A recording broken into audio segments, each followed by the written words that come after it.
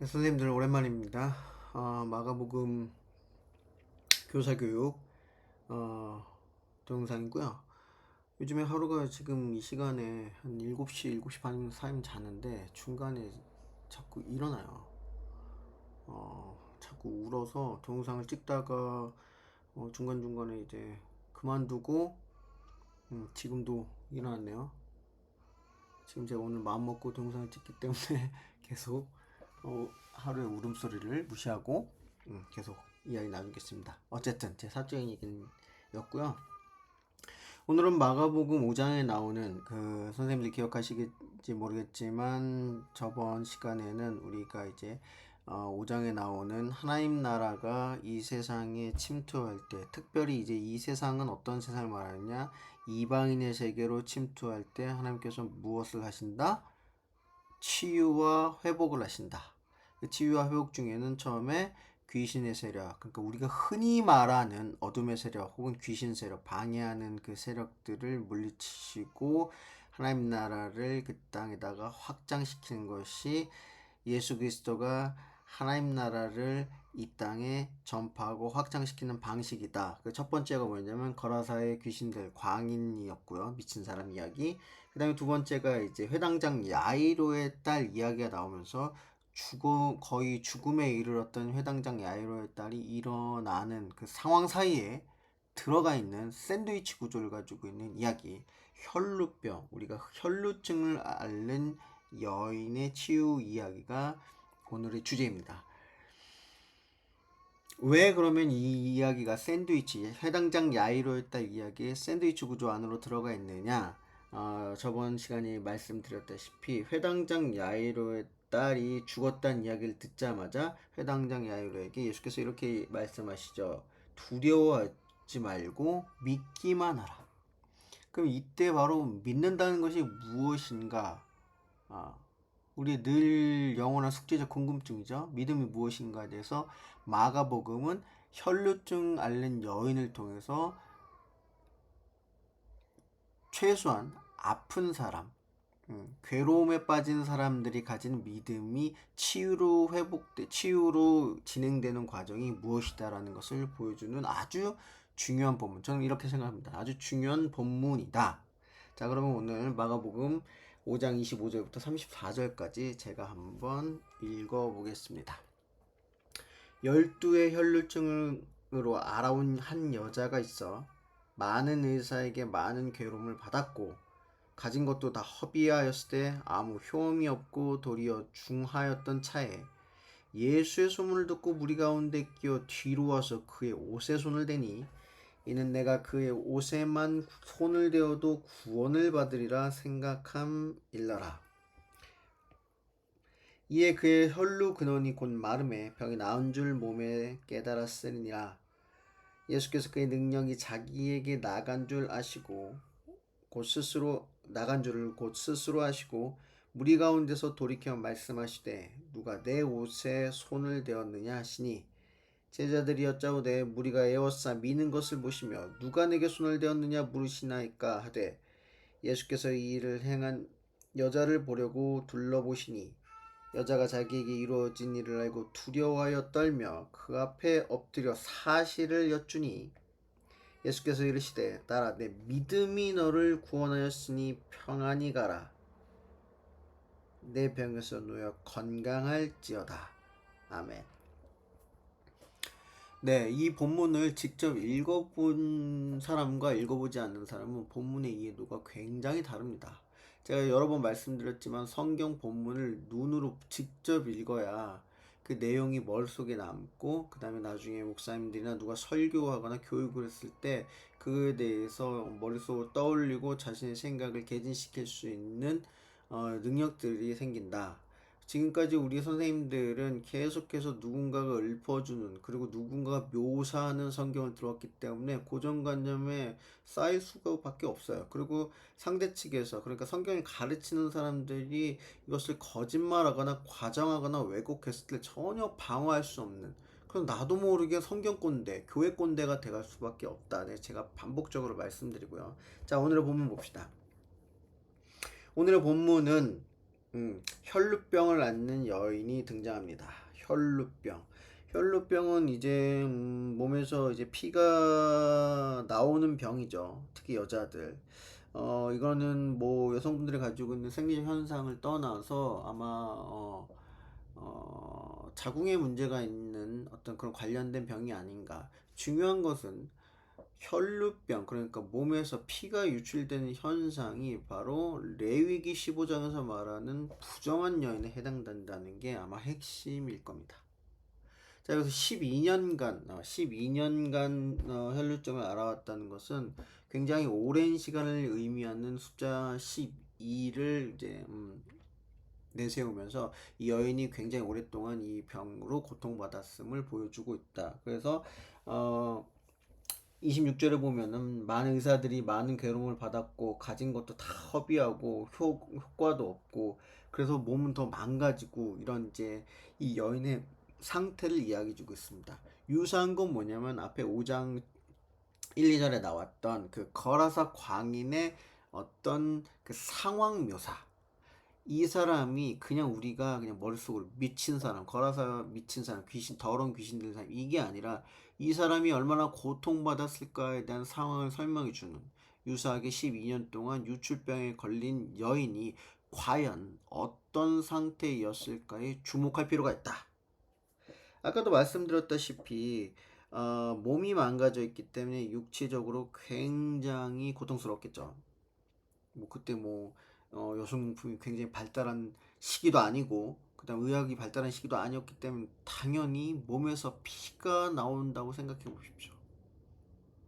끔찍한 상황이었을 겁니다. 12년간. 그렇기 때문에 이 사람은 자연히 심리적으로 위축되겠죠. 사람들 앞에 인간관계가 다 무너졌을 테고 아마도 남편이나 가족들에게 버림당했을 가능성도 크죠.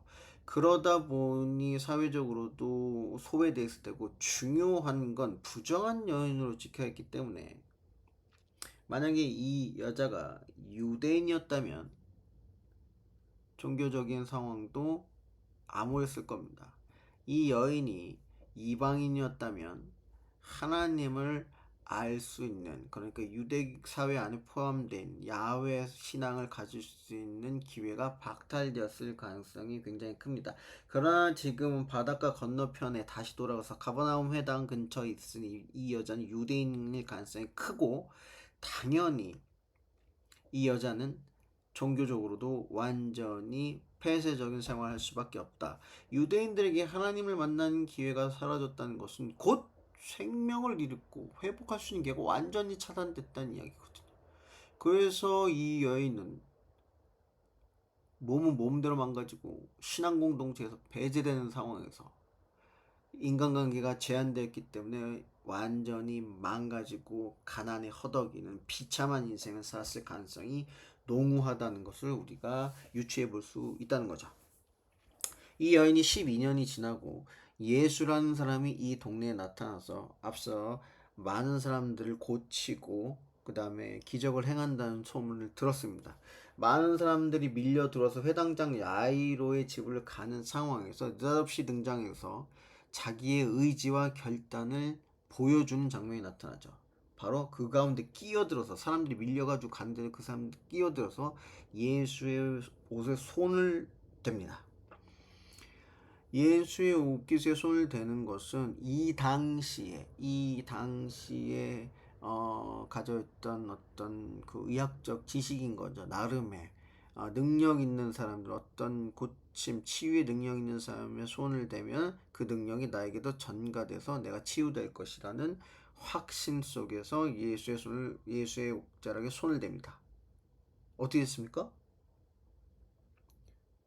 바로 그 혈루의 근원이 곧 말랐다. 그리고 내가 나은 것 같다는 것을 이 여인 스스로가 깨닫게 됩니다.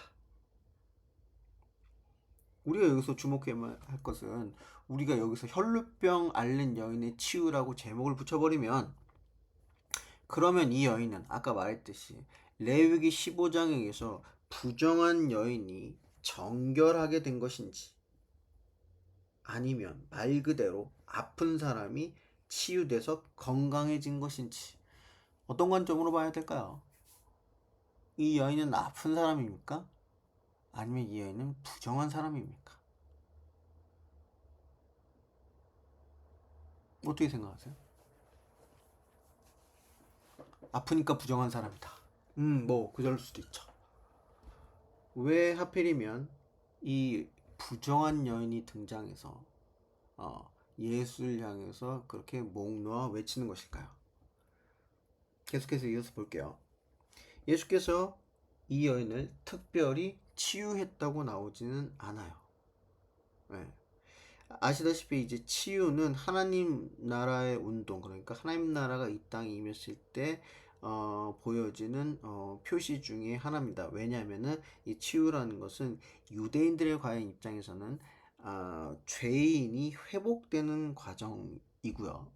그냥 종교적인 걸 떠나서 창조적인 어떤 창조의 세계 관점에서 보면은 망가졌던 생명이 다시 회복되는 생명을 얻는다. 그래서 치유는 하나님 나라가 확장되거나 하나님 나라가 가시화됐을 때 나오는 아주 전형적인 예시다. 치유가. 그게 우리의 전제고요. 그 다음에 여기서 보면은 30절에 이런 말이 나와요. 예수께서 그 능력이 자기에서 나간 줄을 깨달았다. 그 능력. 복음서나 이제 신약 구약 성경에 능력이란 말이 많이 나오는데 그리스어로 디나마이스라는 이 능력이란 단어가 보통 어디서 쓰이냐면 하나님이 그 하나님의 현존 혹은 성령의 현존.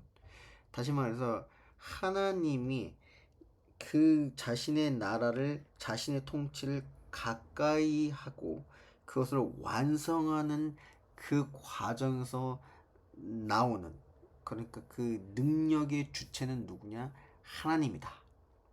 다시 말해서 쉽게 말씀드릴게요. 너무 어렵다.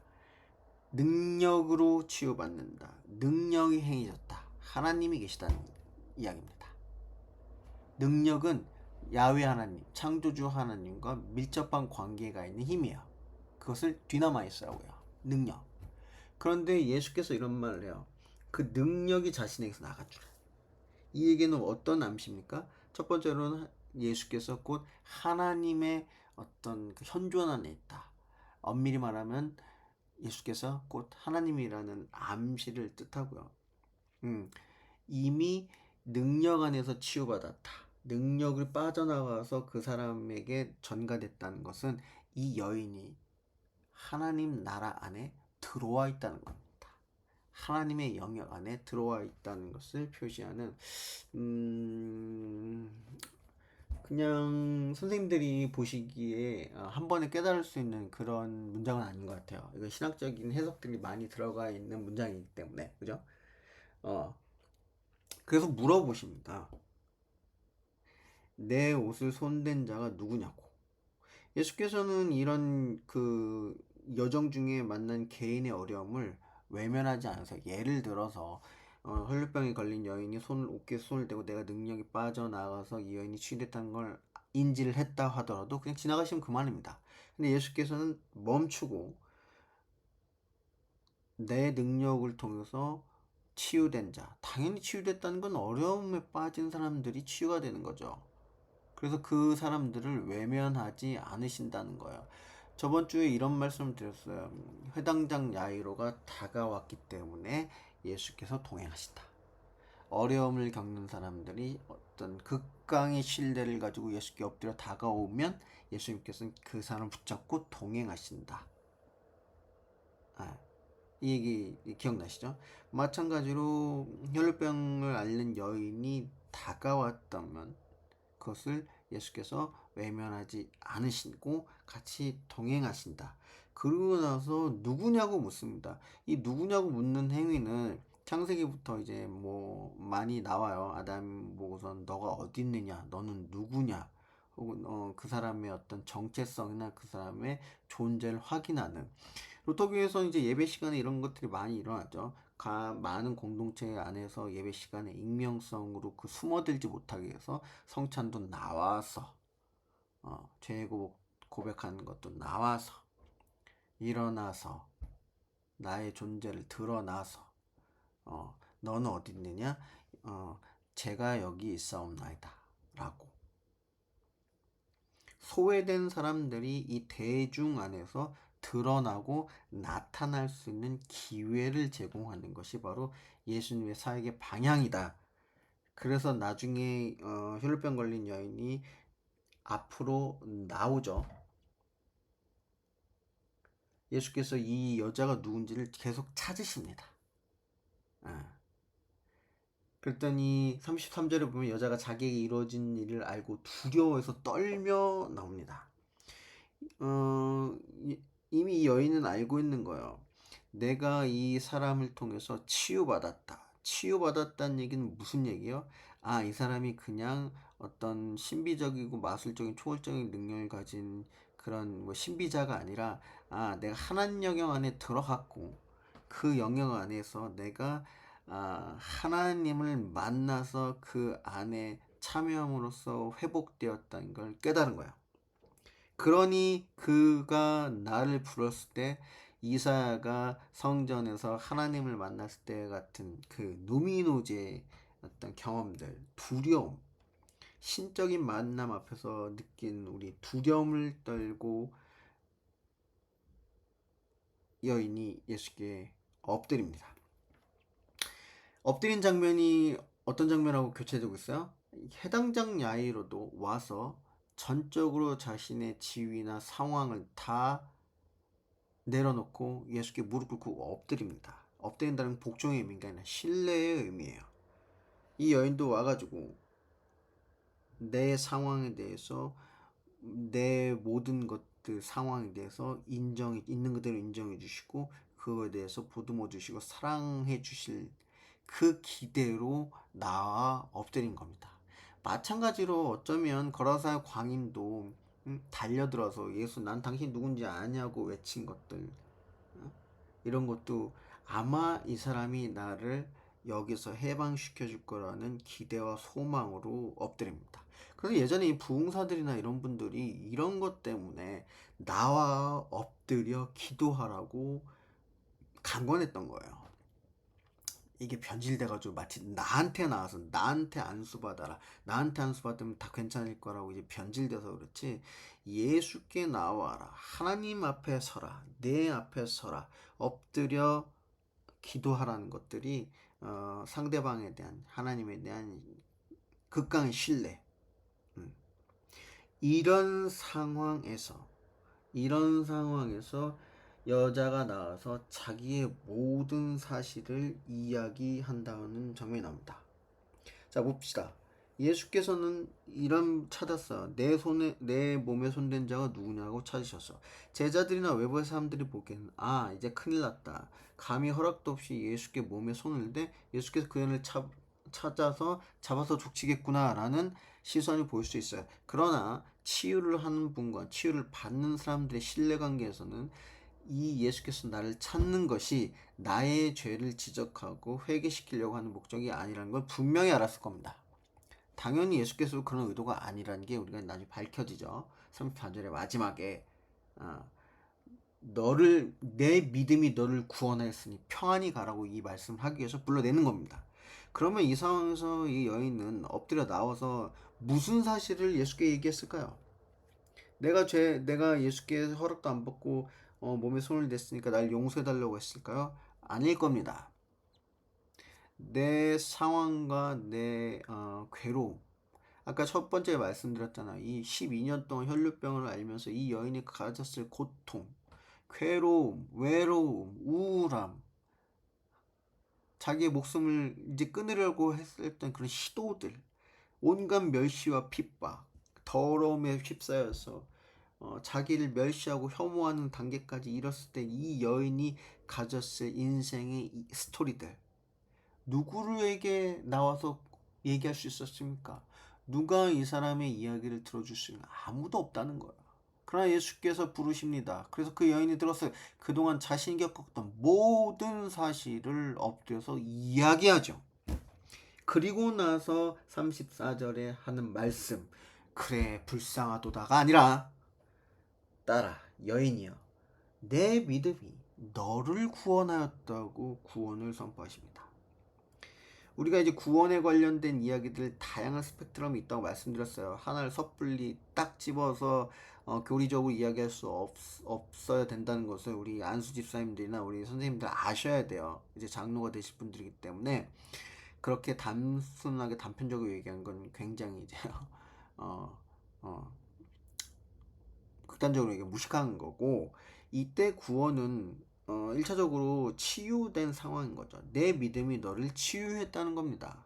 거기서 좀 더 확장한다면 너 구원이 어떻게 해서 네가 하나님 영역 안에 들어와서 생명이 회복됐다. 근데 그 근거가 뭐냐? 너의 믿음이라는 겁니다. 그 믿음이 뭐냐? 믿음은 믿음을 가진 사람, 그러니까 믿음의 대상, 예수께서도 하나님께서 치유하지만 스스로 그런 마음을, 스스로 믿음의 상황에 들어와야만 치유됐다는 것을 보여줍니다. 믿음을 주기 때문에 내가 그런 믿음으로 치유되는 게 아니라, 내가 믿음을 가진 사람은 내 스스로가 치유의 대상이기도 하지만 그 치유를 일으킨 주체이기도 하다는 거예요. 음. 단 모든 전제는 뭐냐? 이 믿음이라는 건 오로지 전적으로 예수께서만 나를 치유할 수 있다는, 나를 도와줄 수 있다는 신뢰 관계입니다. 신뢰.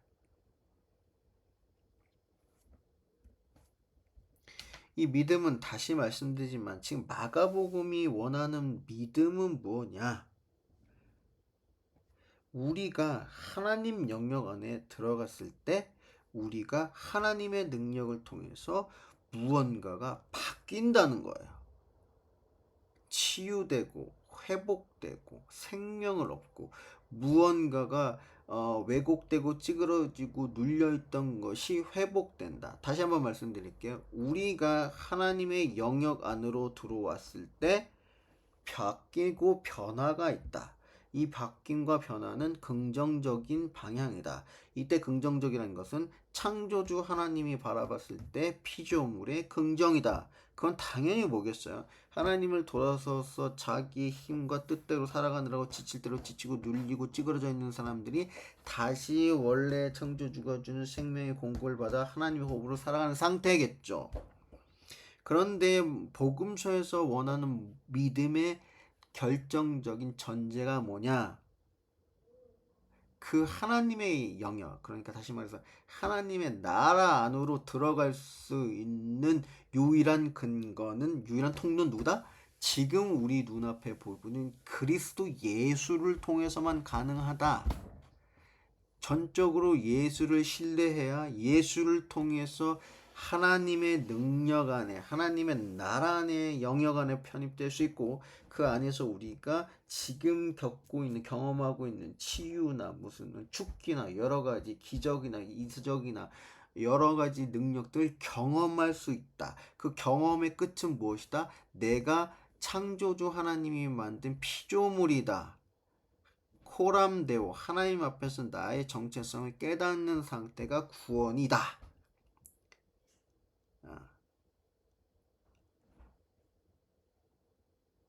그러니 그런 믿음이 지금 누가 가졌다는 거야? 바로 혈루병 걸린 여인이 바로 이런 행동을 통해서 보여주고 있다.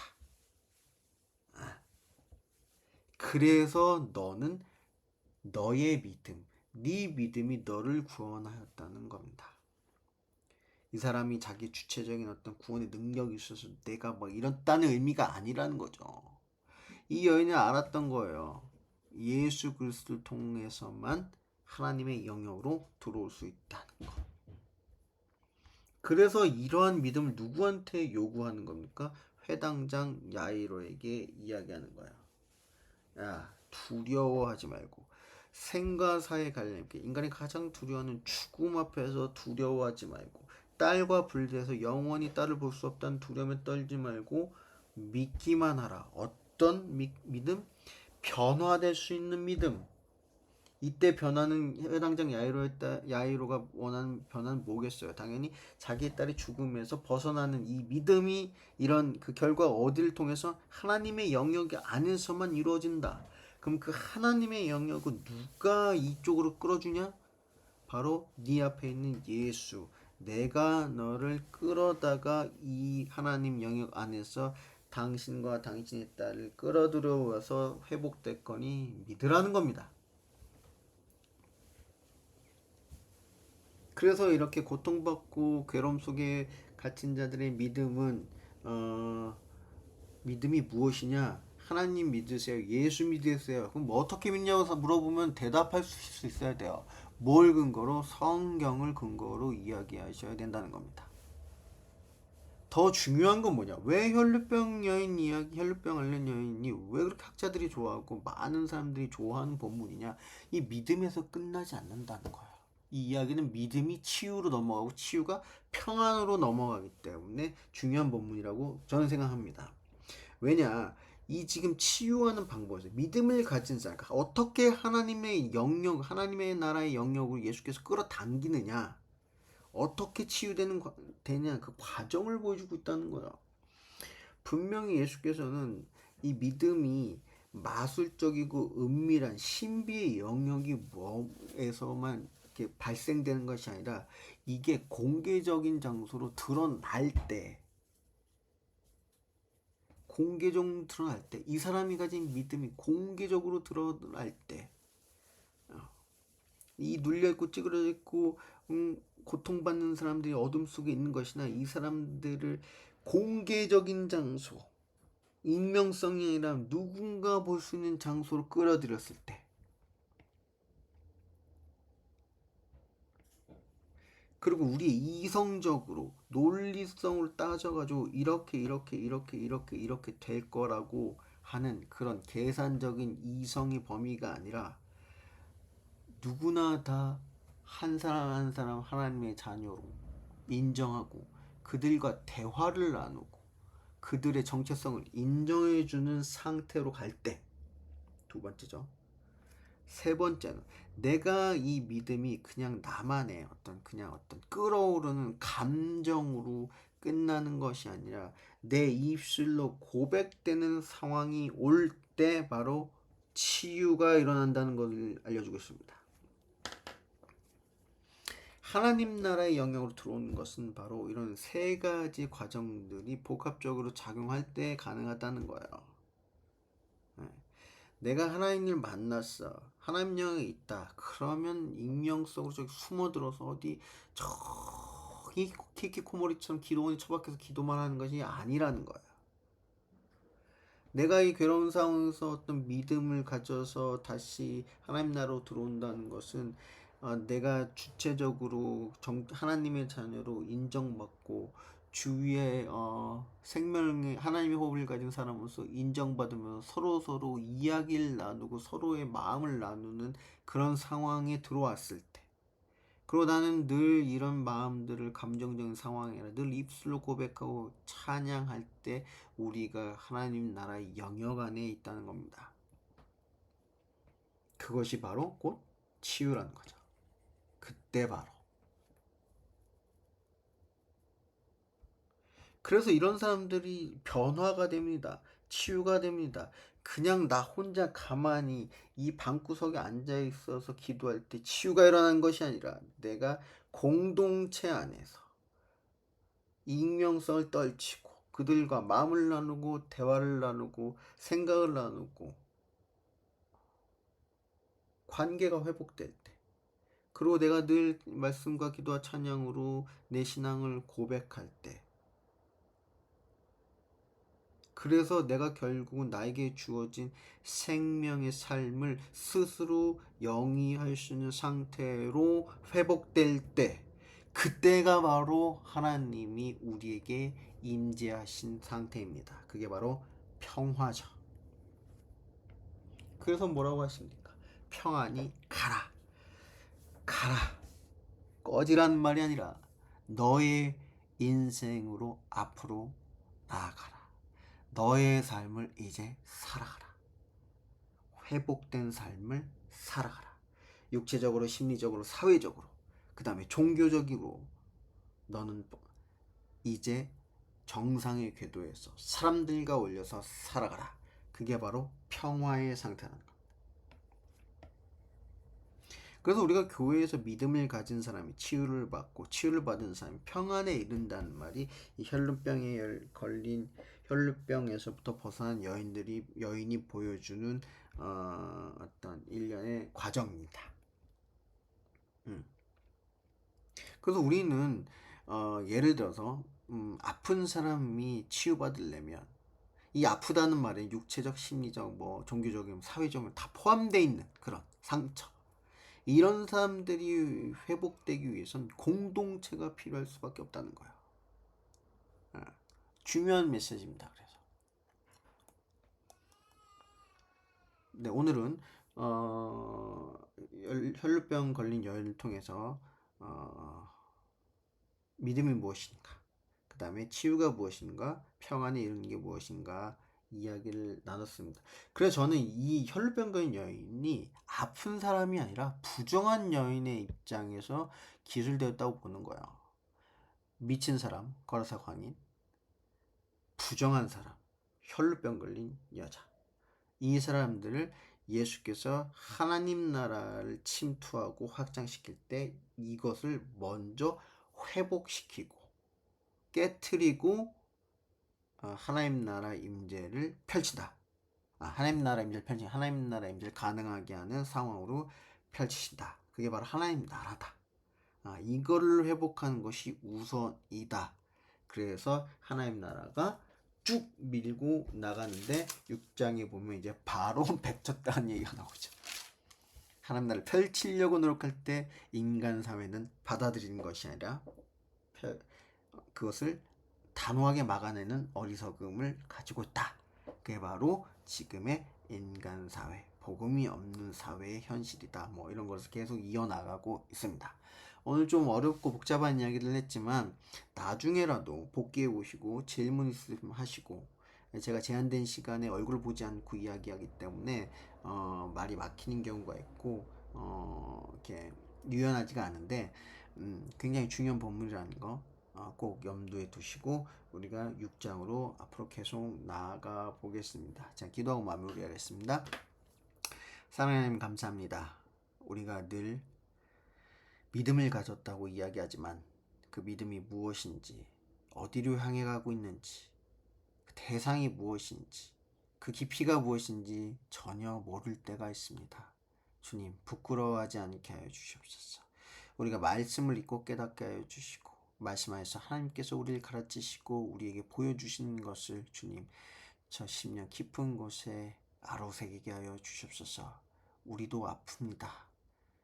몸이 힘들고 마음이 괴롭고, 그리고 또 교회 와서 우리가 예배 드릴 때 소외되는 그런 아픔들을 가질 때가 있습니다. 주님, 우리가 오직 예수 그리스도를 통해 예수가 그리스도라는 그 고백을 통해서 우리가 하나님 나라 안에 들어갈 수 있다는 것, 그리고 그 하나님 나라 안에서 우리가 생명의 호흡을 회복하고 또 하나님께서 주신 이 인생이, 또 우리 믿음이 회복될 수 있다는 것을 깨닫게 하여 주시옵소서.